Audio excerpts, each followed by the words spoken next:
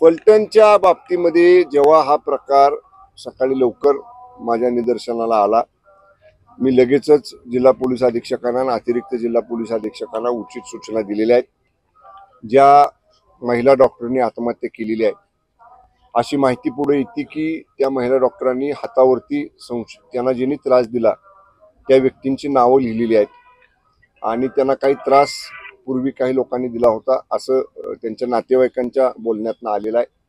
आम्ही गुन्हा दाखल केलेला आहे आणि एक चांगली सिनियर एसडीपीओ दर्जाचे महिला अधिकारी तिथले सगळे पुरावे ताब्यात घेण्यासाठी सकाळीच आम्ही रवाना केलेले आहेत।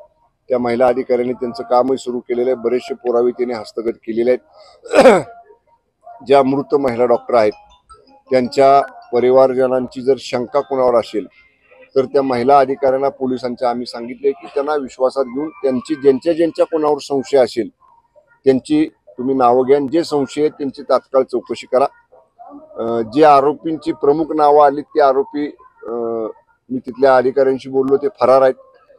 4 पोलीस पथकं पोलीस विभागाची आणि आमच्या LCBचं एक पथक अशी 5 पथकं त्या आरोपींच्या शोधासाठी सातारा पोलिसांची आपण रवाना केलेली आहेत। कुठल्याही परिस्थितीत हे आरोपी कुठेही जरी लपून बसले असले किंवा फरार झाले असले तरी सातारा पोलीस आपलं सगळं कसं पणाला लावतील आणि त्या आरोपींना तात्काळ अटक करतील।